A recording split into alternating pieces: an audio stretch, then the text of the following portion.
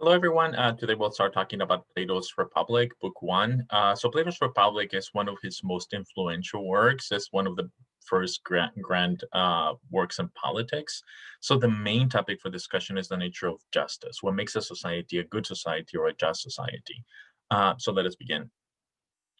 So the dialogue begins with Socrates going to a place to look at the setup for a festival, and there a group, some servants of Cephalus, a wealthy Athenian person, come across him, and they want to take Socrates to Cephalus' house so they can discuss philosophy. Discussion and engage in a philosophical discussion was one of the activities of like the elite in social in Athenian circles. And Socrates was a great interlocutor. He was very smart. He was clever. He was good at discussing philosophical topics. So he was, sought after.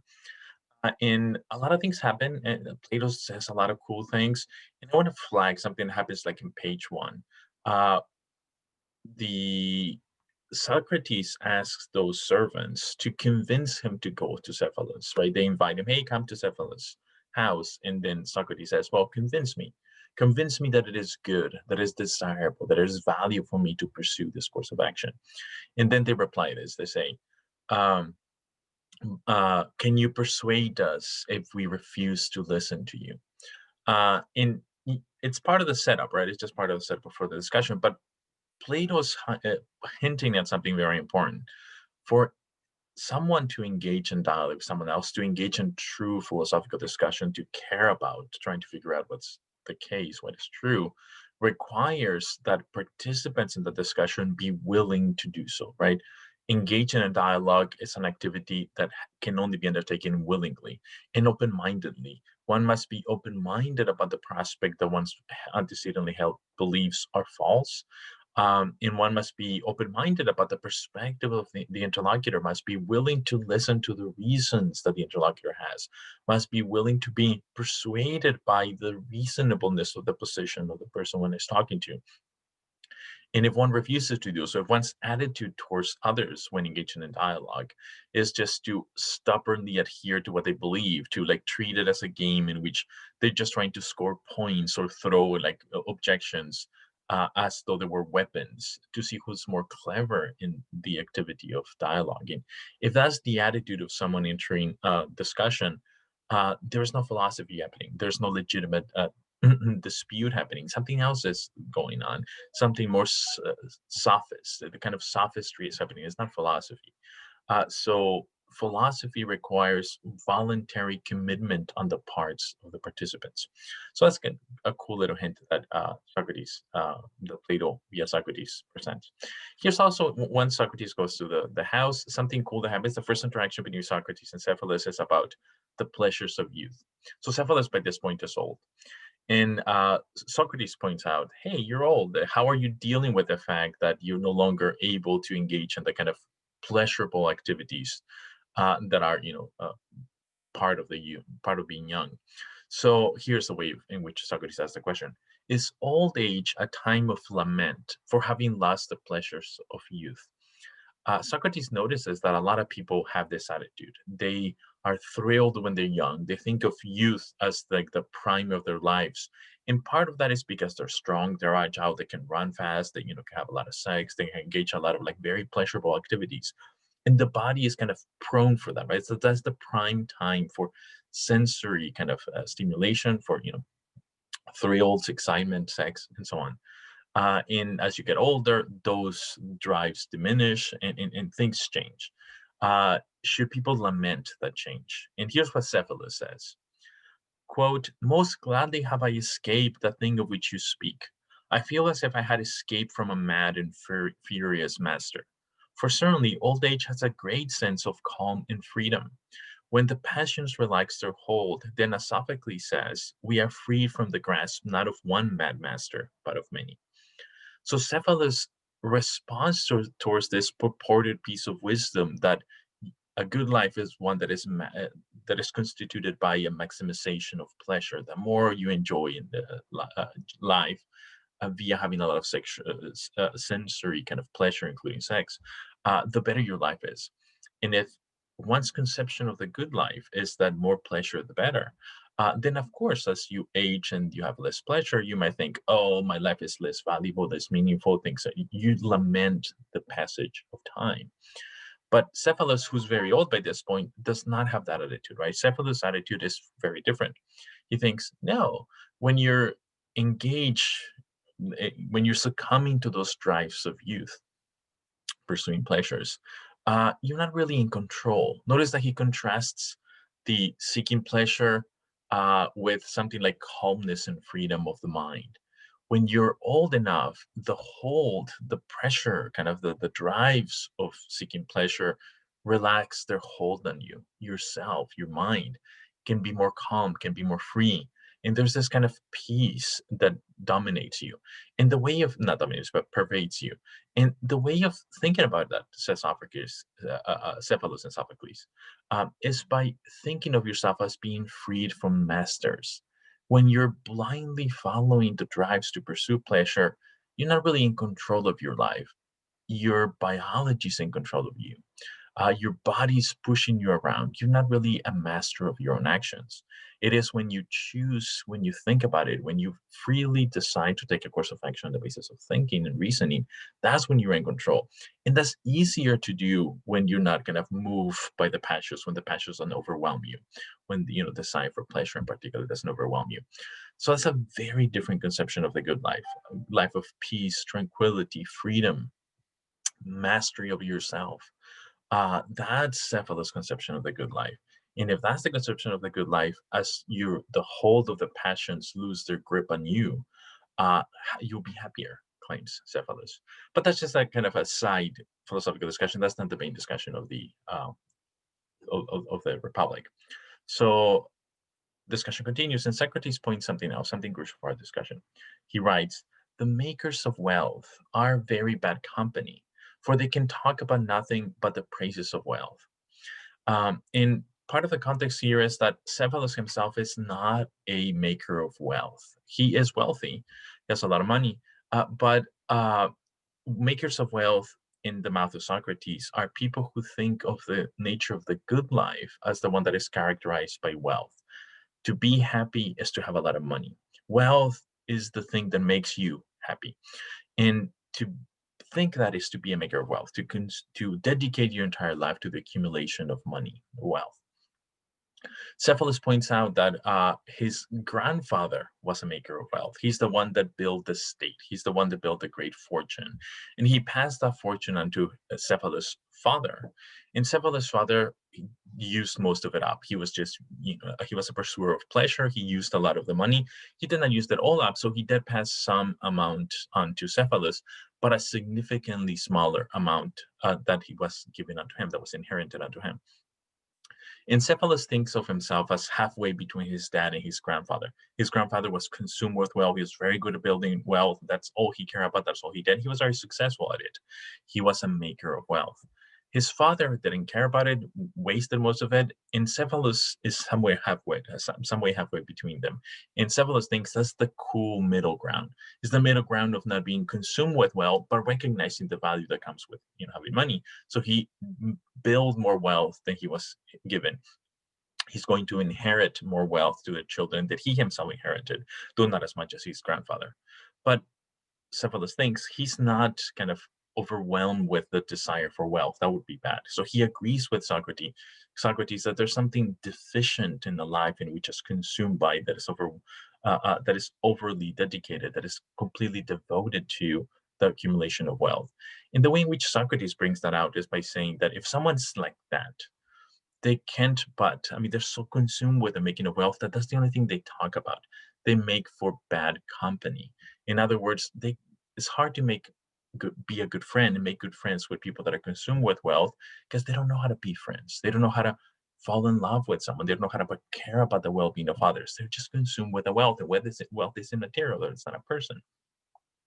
So the makers of wealth sacrifice other things like being a good company, being a good friend, which is more valuable than wealth. They are foolish. Makers of wealth are foolish, claims Socrates, because they give more value to wealth than they should be. Being a good company, having friends, being in love, being a neighbor, being a good brother, and so on. Those are more valuable when it comes to having a happier life. than making money. But again, all of these are kind of background philosophical discussion. I just want to flag them out. All of this is kind of set up for the main discussion, which is justice. And it is through wealth that this main discussion comes about. So Socrates points out that Cephalus himself is very wealthy, but he seems wise. He's not a mere maker of wealth. He's wise enough to know that some things are more valuable than mere accumulation of money. So he asks Socrates, what is the greatest blessing or benefit or good that one can get from wealth? What's good about being wealthy? What's the best thing about being wealthy? And this is a nice transition into justice. Here's what Cephalus says. Wealth itself is not what makes you happy, but it enables you to act and live justly or virtuously. And it does so by enabling you to pay your debts. So if you're poor, you're struggling financially, you might have to like get some loans. You might have to like go to your dad, to your neighbors, to other people and say, hey, can I borrow some money? But because you're poor, it's going to be hard for you to pay it back, especially if the interest is high and so on. So you are, because of your poverty, placed in this position in which you may have to default on your loans. You're not paying back people what they deserve, namely their money, the loan that they gave you. And that's unfortunate. That's bad.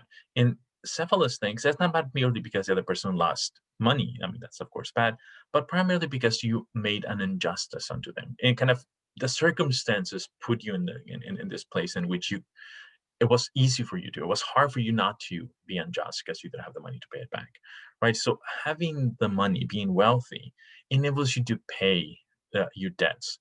You have a business, you can pay your employees well, just wage, and so on. So the money enables you to treat people justly, pay what is their due, give them what they're due, pay your debts, claim Cephalus.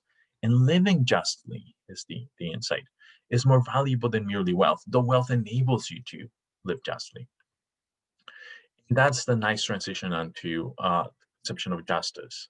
And Socrates points out that Cephalus' answer to the question, what's the greatest blessing that wealth gives you, already has a built-in conception of the nature of justice, namely justice as paying your debts. And Socrates is going to challenge that conception of justice. So now here the big question comes to the fore. What is the nature of justice? What is justice? And here is Cephalus' own proposal. To be just or justice is to speak the truth and to pay your debts. You want to know how to live justly? Be honest. Speak the truth. And have this kind of integrity. Give people what is their due. Pay your debts. And the way Cephalus puts it, and he's thinking mostly through monetary means, like pay your loans and so on, pay fair wages to your employees, pay fair prices for the products you buy. So he's thinking mostly through financial lens.